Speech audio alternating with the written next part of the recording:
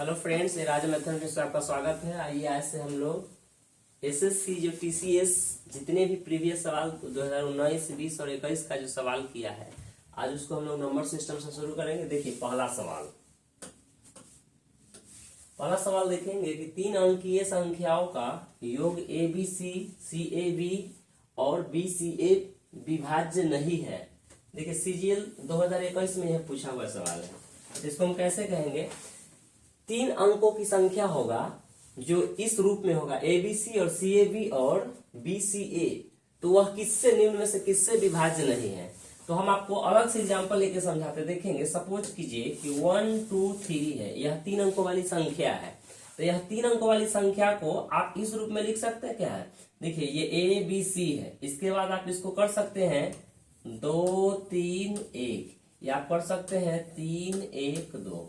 इसी संख्या को हम उलट उलट के बनाए हैं। 123 को उलट के 231 बना दिए, 312 बना दिए। ठीक है, अब आप देखेंगे ये 3 अंकों वाली संख्या है, तो कहता है 3 अंकों वाली संख्या को आप जोड़िए। इस सब को अगर हम जोड़ देंगे तो जोड़ने पे आपको आएगा 2 3 3 6, 1 4 4 2 6, 3 5 1 6। तो आप ध्यान दें, जब हम कोई भी 3 अंकों की संख्या लेंगे, 3 अंकों की संख्या लेंगे और उसको उलटने पलटने पर जो उसका योगफल आ रहा है वह 6666 आ रहा है। तो ध्यान देंगे, इसको क्या हम ऐसे लिख सकते हैं 111 गुना 6, बिल्कुल लिख सकते हैं 111 गुना 6, 6 से 6 हो जाएगा। इसको देखेंगे एक मतलब मैजिक नंबर होता है कि 111 37 गुना 3 होता है और ये 6। तो ध्यान देंगे 37 गुना 3 होता है। अब आप देखेंगे इस टाइप की संख्या कोई भी हो जो इस रूप में आ जाए ABC, BCA या ACB, इस टाइप की संख्या का योग जो होता है वह हमेशा इस रूप में आपको आएगा 1 1 1 गुना, इधर कुछ भी रह सकता है। तो देखेंगे इस टाइप का जो संख्या होगा वो किस किस से कटेगा? 37 से कटेगा। तो ऑप्शन में 37 से कट रहा है, 3 से, तो देखिए 3 भी ऑप्शन में है। इसके बाद 37 से कट रहा है, 3 से भी कट रहा है। अब कहता है A plus B plus C। तो एक चीज देखेंगे, अगर ये A है और ये B है, अगर ये A है, ये B है और ये C है, तो ये तीनों को जोड़ देंगे अगर, तो कितना आ जाएगा? 3 2 5 1 6। तो देखेंगे यहाँ 6 से भी कट रहा है, यानी ये संख्या 6 से भी कट रहा है, 111 से कट रहा है, 6 से कट रहा है। तो देखेंगे इससे भी कटेगा, इससे भी कटेगा, इससे भी कटेगा, लेकिन इससे नहीं कटेगा। इसलिए आपका आंसर जो हो गया, आंसर कौन हो गया? C हो गया। मतलब यह 31 से नहीं कटेगा, 31 से नहीं कटेगा, तीनों से कट रहा है। A plus B plus C से कट जाएगा, 37 से कट जाएगा और 3 से कट जाएगा। आप देखेंगे इसको अलग से भी हम एग्जाम्पल ले सकते हैं। देखिए दूसरा एग्जाम्पल लेते हैं, दूसरा एग्जाम्पल लेंगे। सपोज कीजिए अगर आप लेते हैं 2 3 4, इसको उलट देंगे तो 3 4 2 या 4 2 3, इन सबको जोड़ेंगे तो 4 और 2 6 और 3 9, 4 और 3 7 और 2 9, 5 और 4 9। अब देखेंगे ये 9 9 9 9 आ गया। क्या हम इसको लिख सकते हैं 1 1 1 गुना 9? तो क्या इसको हम लिख सकते हैं 37 गुना 3 गुना, ये आ गया कितना? 9। तो ध्यान देंगे ये 37 से तो कट ही रहा है, 37 से कट रहा है। ये 111 से भी कट रहा है, 111 से भी, सॉरी 111, हाँ 111 को लिखे 37 गुना 3 गुना 9, 3 से भी कट रहा है। तो यहाँ देखिए 3 है, 37 से कट रहा है तो यहाँ 37 है। अच्छा, इसके जोड़ क्या आएगा? देखेंगे अंकों का योग क्या आएगा? तो 2 और 3 5 और 4 9, यानी इसको जोड़ने 2 जोड़ 3 जोड़ 4 बराबर क्या है? 9। तो देखिए 9 से भी कट रहा है। तो इस टाइप का कभी भी सवाल आए तो आप ध्यान देंगे ये कटेगा किससे? 1 1 1 से, या 1 1 1 गुना n से कटेगा, या 37 गुना 3 से। इससे भी कटेगा, इससे भी कटेगा, इससे भी कटेगा और इसके अंकों का योगफल से भी कटेगा। चलिए अगला सवाल देखते हैं। अगला सवाल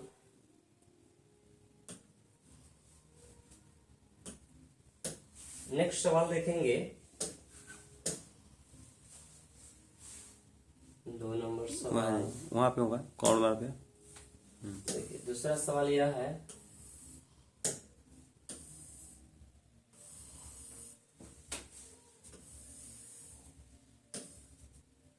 देखेंगे दूसरा सवाल है आपका कहता 6 अंकों की संख्या,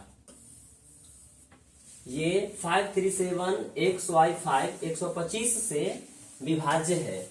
तो ऐसी कितनी 6 अंकों की संख्या है? आपसे पूछ रहा है कि 6 अंकों की संख्या है 537 XY5। यह किससे विभाजित है? इसके कह रहा है कि 125 से विभाजित है, यह 125 से विभाजित है। तो ऐसी कितनी संख्या है, 6 अंकों की ऐसी कितनी संख्या है जो 125 से विभाजित है? तो देखिए हम इसको कैसे हल करेंगे। आप ध्यान देंगे 125 से कटने का रूल है 5 के पावर 3 होता है 125। यही पावर निर्णय करता है कि 125 का मतलब हुआ, कोई संख्या अगर 125 से पूछेगा कि कौन कटेगा, तो लास्ट के 3 डिजिट, ये 3 गो डिजिट जो है यह 125 से अगर कट जाएगा तो पूरा 6 अंक हो, 10 अंक हो, 20 अंक हो, सारा के सारा संख्या 125 से कटेगा। क्योंकि 125 जो होता है 5 के पावर 3 होता है, इसलिए अंतिम के 3 अंक 125 से कटना चाहिए, तो संख्या पूरा 125 से कटेगा। अब आप ध्यान दें, अंतिम के 3 अंक 125 से कटने के लिए ध्यान दें, 125 से हम सबसे पहले कटने वाली संख्या कौन कौन होता है देखेंगे। 125 से कटने वाली होता है संख्या 125, 125 से कटने वाली संख्या होता है 250, 125 से कटने वाली संख्या होता है 375, 125 से कटने वाली संख्या होता है 500, 125 से कटने वाली संख्या होता है 625, 125 से कटने वाली संख्या होता है 750, 125 से कटने वाली संख्या होता है 875, 125 से कटने वाली संख्या, चलिए चूंकि 3 अंक नहीं लेना है, अगर हम यहाँ 125 इसमें जोड़ देंगे तो यह जाएगा 1000, जिसको नहीं ले सकते क्योंकि 4 डिजिट है। अब ध्यान देंगे, अब सवाल आपका कह रहा है कि 125 से कटना तो चाहिए, लेकिन इसका इकाई अंक क्या है? यूनिट डिजिट, यानी यूनिट डिजिट जो है 5 है। तो याद रहे 125 से कटना भी चाहिए और उसका इकाई अंक कौन वाला लेना है? 5 वाला। तो ये नहीं होगा क्योंकि इसका इकाई अंक 0 है, ये नहीं होगा, ये नहीं होगा, इकाई अंक क्या है? 0 है। ये नहीं होगा, इकाई अंक क्या है? 0 है। हम उसी को लेंगे जिसके इकाई अंक क्या होगा? 5 होगा। तो देखिए 125 से ये कट रहा है, इकाई अंक 5, 125 से कट रहा है, इकाई अंक 5, 125 से कट रहा है, इकाई अंक 5, 125 से कट रहा है, इकाई अंक 5। अतः कितना आंसर हो जाएगा? 4। यानी एक्स वाई देखेंगे, एक्स वाई की जगह क्या क्या हो सकता है? एक्स की जगह आपका 1 ले सकते हैं, 2 ले सकते हैं, एक्स की जगह 3 7 ले सकते हैं, 8 7 ले सकते हैं, ठीक है, और एक 6 2 ले सकते हैं। क्योंकि यहाँ सवाल में दे रखा है कि इकाई अंक क्या है? कितना है? 5 है। तो इकाई अंक 5 अगर ऑलरेडी दे रखा है तो यह ठीक है कि यह 125 से कटेगा, लेकिन इसका यूनिट डिजिट क्या है? 0 है, इसलिए हम ये न लेंगे, केवल एक्स वाई का मान पुट करना। अतः आंसर कितना हो गया? 4 आंसर हो गया। देखिए अगला सवाल देखेंगे, सवाल नंबर 3।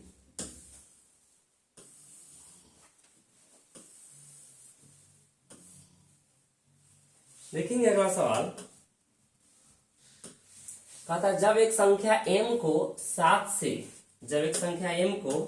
7 से विभाजित किया जाता है तो शेषफल 6 आता है। ये 6 है, 6 प्राप्त होता है। यदि m के वर्ग को 7 से विभाजित करें तो शेषफल क्या होगा? देखिए ऐसे सवाल जब भी आ जाए कि किसी संख्या को किसी संख्या से भाग दिया जाता है तो शेषफल इतना आ जाए, उसी संख्या को वर्ग करके, दोगुना करके, तिगुना करके, तो हम डायरेक्ट देखेंगे जो करेगा वो शेषफल के साथ करेंगे। जो करेगा वो किसके साथ करेंगे? शेषफल के साथ। तो पहला शेषफल कितना है? 6। जो करना होगा वह शेषफल के साथ करेंगे, मतलब जो खेल खेलना होगा शेषफल के साथ खेलेंगे। तो यहाँ शेषफल आपका कितना है? 6 है। तो कहता है कि यदि m के वर्ग करके, तो 6 का वर्ग कर देंगे और उसमें भाग दे देंगे कैसे? 7 से। तो 6 का वर्ग 36, 36 में 7 से भाग देंगे तो शेषफल क्या हुआ? 1।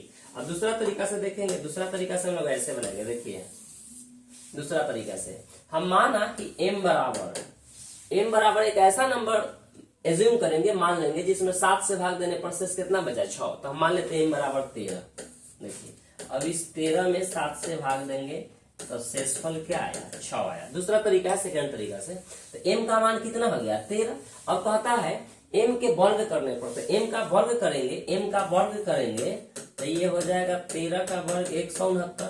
अब 169 में भाग देंगे कैसे, 7 से, तो 7 दूना 14, ये आ गया 2, 7 चौका 28 से कितना आ जाएगा, यानी जब हम 169 में भाग देते हैं 7 से तो आपका शेषफल आ रहा है कितना, 1। तो आप ऐसे भी कर सकते हैं, एक ऐसा नंबर मान लेना है जिससे हम जिस संख्या से भाग देने के लिए कहेगा उससे भाग देने पर शेषफल जो सवाल में कहता है उतना आना चाहिए, 6 आना चाहिए। तो हम 13 ले लिए, कितना ले लिए, 13 ले लिए, 13 में भाग दिए 7 से, तो शेषफल क्या आया, 6। अब हम जो कहेगा, आप कहता है m को वर्ग करने पर, तो हम इसी शेषफल को वर्ग कर देंगे, इसी शेषफल को वर्ग करेंगे, यानी 6 के स्क्वायर में भाग दे देंगे 7 से, तो 6 का स्क्वायर 36/7, शेषफल कितना आ जाएगा, 1। अगला सवाल देखेंगे, 3 नंबर सवाल हो गया। चौथा सवाल है आपका,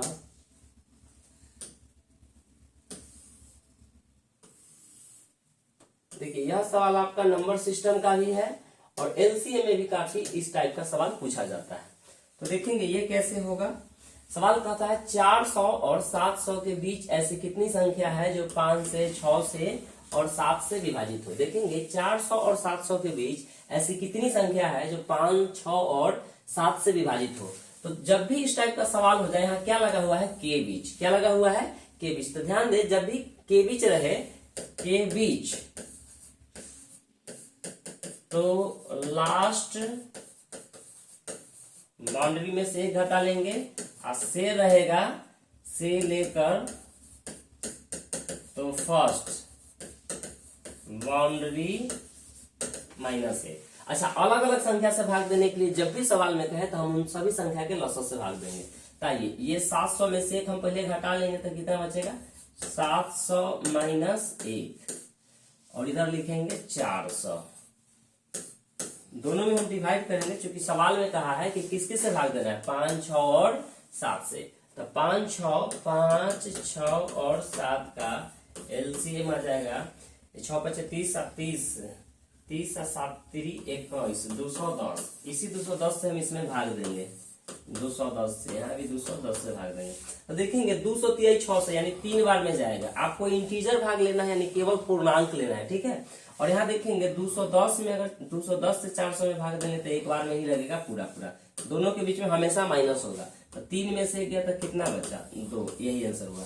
मतलब 400 और 700 के बीच, 400 और 700 के बीच मात्र 2 ही ऐसी संख्या है जिसमें 5, 6 और 7 से विभाजित हो सका। तो देखेंगे 5, 6, 7 का मतलब हो गया एलसीएम, 5, 6, 7 का लॉसा निकाल लिए तो कितना आया, 207। तो अलग अलग संख्या से भाग देने के लिए कहा, इसलिए हम 210 से भाग दे दिए, किसमें, 700 माइनस 1 बटा 210 है, 400 बटा 1। आपके मन में सवाल आएगा कि सर ये क्यों घटा है, तो चूंकि के बीच रहता है तो फॉर्मूला होता है कि जब भी सवाल में के बीच देगा तो आपको लास्ट बाउंड्री में से घटाना है, और अगर से लेकर सवाल में कहा था तो 400 फर्स्ट बाउंड्री में से घटाना है। चलिए अगला सवाल देखेंगे, 5 नंबर सवाल।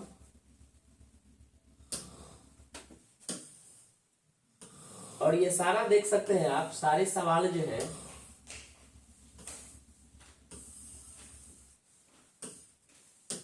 देखिए, ये भी सीजीएल 2019 का यानी सेकेंड मेंस के एग्जाम में पूछा गया है 18/11/2022 में। आगे देखेंगे ये कैसे हल होगा। ये कहता है 6, 8, 10, 12, 14 कहां तक है, 40 तक के।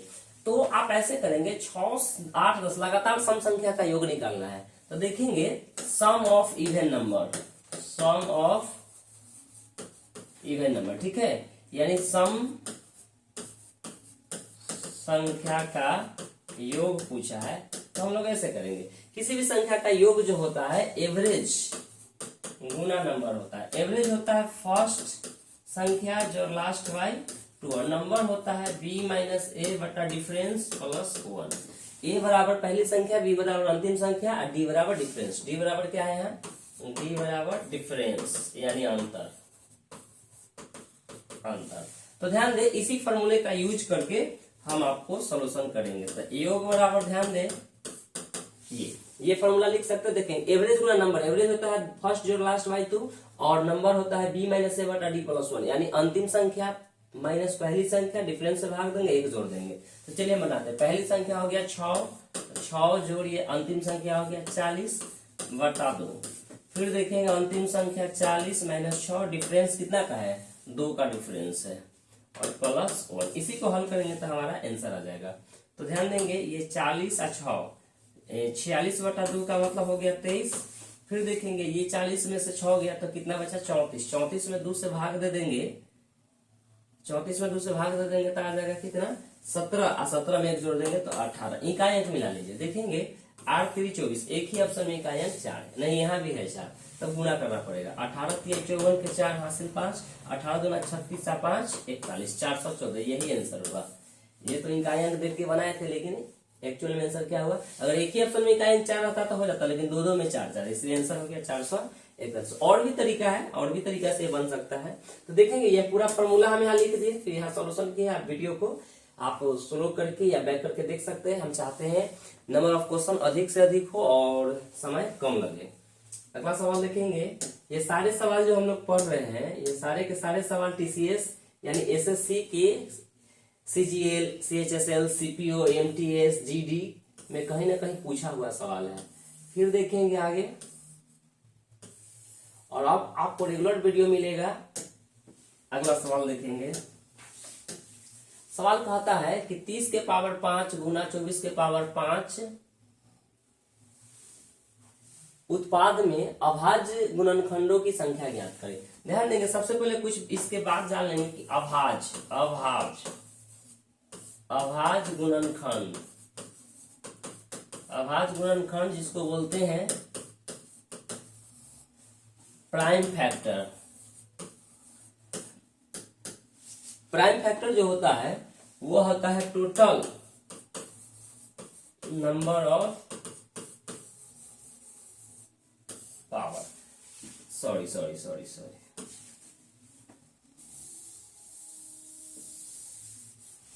आइए देखते हैं कैसे हल होगा। सबसे पहले जब भी आपसे पूछेगा अभाज्य गुणनखंडों की संख्या पूछे, अगर आपसे पूछ दे अभाज्य गुणनखंडों की संख्या भी पूछा जाता है, कभी कभी अभाज्य भाजकों की संख्या भी पूछा जाता है। तो गुणनखंडों की संख्या पूछेगा तो सबसे पहले जो सवाल दिया है, सारे बेस को आपको अभाज्य के रूप में तोड़ना होगा।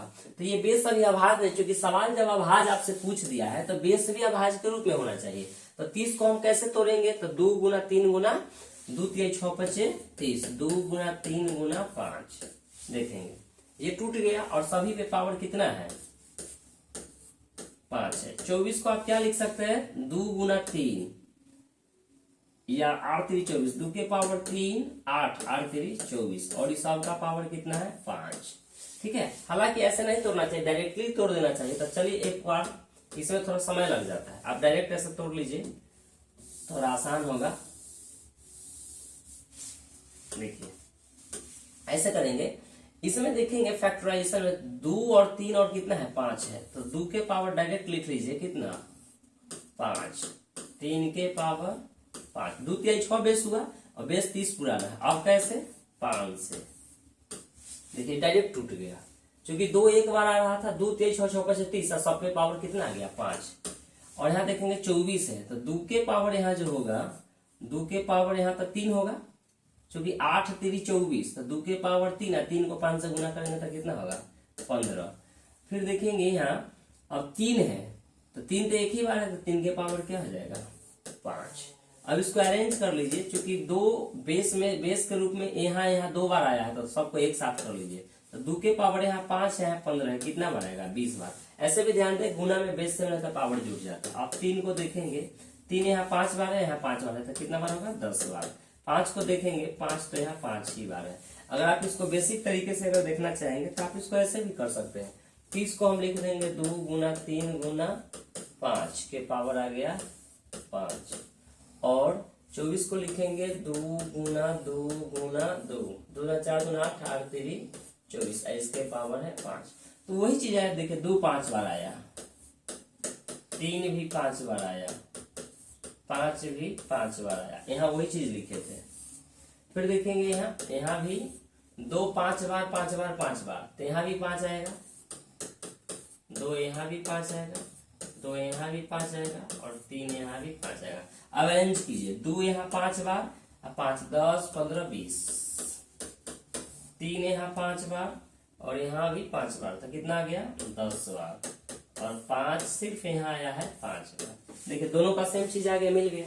अब आपसे अभाज्य गुणनखंड पूछा है, अभाज्य गुणनखंड जिसको प्राइम फैक्टर बोलते हैं,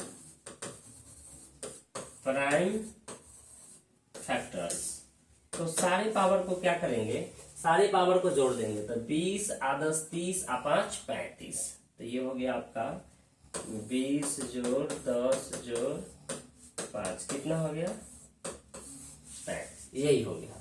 अभाज्य भाज्य को होता है टोटल नंबर ऑफ पावर, सारे पावर को जोड़ दीजिए, इसको इसको इसको, तो निकल जाएगा क्या अभाज्य भाजकों की संख्या। इसी में पूछता अभाज्य गुणनखंड, सॉरी अभाज्य भाजक पूछता अभाज्य भाजकों की संख्या, तो बेस हो गया 1 2 1 3 हो गया। हालांकि सवाल में नहीं पूछा है, आपका आंसर हो गया 35। क्लियर है। तो सबसे पहले अभाज्य गुणनखंडों पूछेगा, तो बेस को सबसे पहले अभाज्य के रूप में तोड़ना था। देखिए 2 अभाज्य संख्या, 3 अभाज्य संख्या, 5 अभाज्य संख्या, कोई अब भाज्य संख्या नहीं रह गया, सारा अभाज्य अभाज्य अभाज्य। पावर को जोड़ दिए तो गुणनखंड निकल जाएगा। बेस को काउंट कर लीजिए, 1 बार 2 बार 3 बार, 3 तरह के बेस बना, इसलिए ये हो गया। अगला सवाल देखेंगे, 6 हो गया शायद 7।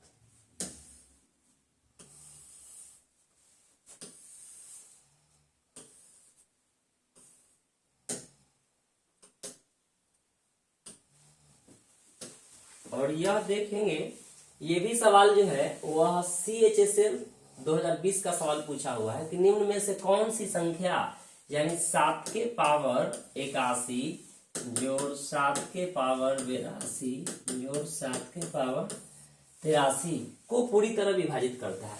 तो देखेंगे ऐसे सवाल को क्या करेंगे, सबसे पहले जो सबसे छोटा वैल्यू होता है, यानी फर्स्ट वैल्यू को हम लोग कॉमन कर लेते हैं, तो 7 के पावर 81 ले लेंगे। तो 7 के पावर 81 ले लेने के बाद देखिए यहाँ क्या बचेगा, 7 कितना बार बचा, तो 0 बार बचा, क्योंकि 7 के पावर 81 यहाँ था, ले लिए तो 7 का बार बचा, 0 बार बचा। यहाँ 82 बार था, बाहर 81 बार ले लिए तो 7 यहाँ कितना बार बचा, 1 बार बचा। यहाँ 7 83 बार था, बाहर 81 बार ले लिए तो 7 कितना बार बचा, 2 बार। अब इसका कैलकुलेशन करेंगे तो 7 के पावर 81, हम अच्छी तरीके से जानते हैं कि 7 का स्क्वायर 49 होता है, 49 में 7 जोड़ेंगे तो 56। और किसी के पावर अगर हम दे देंगे 0, उसका मान होता है 1, तो ये हो जाएगा 49 और 7 56 और 1 57। अब एक लाइन देखेंगे, ऑप्शन में देखिए तो क्या कोई 57 या 57 से छोटा है, नहीं, सारा ऑप्शन है 57 से बड़ा। तो ऐसे केस में क्या करेंगे, एक साथ इसको पैंचा दे देंगे, मतलब एक साथ को इसके साथ गुना कर देंगे। तो यहाँ देखेंगे ये आपका आ जाएगा, ये आ जाएगा आपको 7 जो 80 बार था, अब बचेगा क्या बार, 80 बार, सॉरी 81 बार था, 80 बार बचा, तो इधर चला गया 7, इधर चला गया 57। तो अब देखेंगे ये क्या हो गया, अगला सवाल में 7 के पावर 80, ये गुना करेंगे तो 7 7 49 के 9 हासिल 4, 7 बचे 35 और 4 39। देखिए तो कुछ ऑप्शन मिल रहा है, तो हाँ 389, सॉरी 399, ये नहीं होगा, सॉरी 399 जो है ऑप्शन में मिल रहा है, मतलब 399 से ये कटेगा, तो ऑप्शन में यह हो गया। और 399 से कटेगा मतलब पूरा कट जाएगा, यानी ये पूरा जो है 399 से कटने के लिए तैयार है, ठीक है, यानी कटेगा ही कटेगा। अगर ऑप्शन 97 से भी कटे, सॉरी 57 से भी कटेगा, देखिए ये आपको कट जाएगा किससे, ये 57 से भी कटेगा, ये 19 से भी कटेगा, ये 3 से भी कटेगा, क्योंकि 57 का ही फैक्टर है, 57 बराबर होगा 19 गुना 3, तो इसलिए 19 से भी कटेगा, 3 से भी कटेगा, 57 से भी कटेगा। अगर ऐसा कुछ नहीं है तो एक साथ इधर दे दिए, हाँ 7 से भी कटेगा क्योंकि इसमें 7 है, 49 से भी कटेगा क्योंकि 7 के तो यहाँ बौछार ही है। अगला सवाल देखेंगे, 8 हो गया शायद, ये हो गया,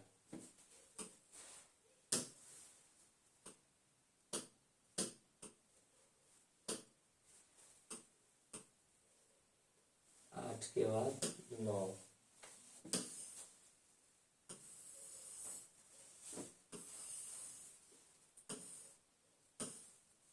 अब देखेंगे इसमें क्या कहा है कि 1 जोड़ 3 जोड़ 5 जोड़ 7, यानी 1 जोड़ 3 जोड़ 5 जोड़ 7 जोड़ डैश डैश डैश 2n-1, ये है क्या, इसको समझिए, ध्यान देंगे, इसको बेहतर से हम क्वेश्चन लिख देते हैं। ये भी देखिए 18/3/2020 के भी नहीं, यानी CHSL में पूछा हुआ है। तो देखिए इसको पहले अच्छा से समझते, सवाल दिया है 1 जोड़ 3 जोड़ 5 जोड़ 7 जोड़ dash dash dash dash dash, यहां दिया है 2n माइनस 1, यह किससे कटेगा? ठीक है, इसका मान क्या होगा? तो एक चीज ध्यान दे, ये तो हमको समझ में आता है कि 1 3 5 7 ये विषम सीरीज है। ये कैसा सीरीज है?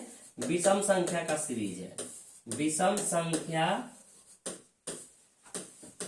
का सीरीज हमको दिख रहा है, पर ये नहीं समझ में आता है कि ये 2n माइनस 1 क्या है। तो एक चीज देखेंगे आप गौर से कि ये क्या है मेरे भाई, इसको देखेंगे, ये जो हो रहा है 1 से कितना हो रहा है? 3। अच्छा ये देखेंगे 3 से कितना हो रहा है? 5, और ये 5 से कितना हो रहा है? 7। तो हमको समझ में आ रहा है कि 2n माइनस 1 अगर n का मान हम कुछ भी लेंगे, n का मान कुछ भी लेंगे तो यहाँ क्या हमें मिलेगा? विषम ही मिलेगा। तो n का मान आपको देखिए 1 यहाँ है, 3 यहाँ है, 5 यहाँ है, 7 यहाँ है, तो कुछ भी जो होगा वो 7, वैल्यू तो सबसे लास्ट वैल्यू है तो वो तो 7 से बहुत ज्यादा होगा। तो n का मान हम सपोज कीजिए अगर हम 15 लेते हैं, तो ये 15 दूना 30 में से गया तो कितना बचेगा? 29 बचेगा। फिर देखेंगे अगर n का मान आप कुछ भी लीजिए, 18 लीजिएगा, तो 18 दूना 36 में से गया तो कितना आया? 36 में से गया तो कितना आएगा? 35 आएगा। तो ये 2n माइनस 1 करने का मतलब ये विषम संख्या है। ठीक है, तो हम आपको एक चीज समझाते हैं, ये विषम संख्या है। ये क्या है? विषम है। 2n माइनस 1 एक क्या है? विषम संख्या है, विषम संख्या है। ठीक है, 2n माइनस 1 क्या है? n का मान कुछ भी लीजिए, ये विषम संख्या आएगा। तो आप एक चीज देखेंगे, 1 जोड़ 3 जोड़ 5 जोड़ 7 जोड़ 9 जोड़ 1 आ गया, यहां तक लिखते हैं। ठीक है, इन सब को अगर आप जोड़ते हैं, इन सब का अगर योग निकालेंगे तो सबसे बेसिक तरीका बताते हैं ताकि आप हमेशा ये कंसेप्ट को समझ लें। 11 9 20, 20 और 7 27, 27 और 5 32, 32 और 3 35 है 36, 36 आ रहा है। अच्छा एक चीज देखेंगे, जब ये 36 आ रहा है तो यहाँ n का मान कितना है? गौर से देखेंगे, 1 2 3 4 5 1 6, n बराबर 6 है, इसलिए योगफल आ रहा है, हमको लग रहा है n 6 का स्क्वायर कितना आ गया? 36। और एग्जाम्पल लेते हैं, और दूसरा एग्जाम्पल हम लेते हैं, देखेंगे यहाँ अगर हम 1 जोड़ 3 जोड़ 5 जोड़ 7, इसका योग हम निकाल रहे हैं, तो देखेंगे 7 और 5 12, 12 3 15, कितना आ रहा है? 16 आ रहा है। योग का मतलब होता है सम। अब ध्यान दे, अगर हम इसको n बराबर यहाँ 4 है तो n स्क्वायर कर दे अगर, तो 4 का स्क्वायर कितना हो गया? 16, ये भी इसके बराबर आ गया। मतलब ये हुआ कि यदि कोई सीरीज विषम संख्या के रूप में है तो उसका योग होता है n स्क्वायर। तो आप देखेंगे अगर कोई सीरीज ऐसे है, देख यहाँ ऊपर में लिखते हैं कि 1 प्लस 2, सॉरी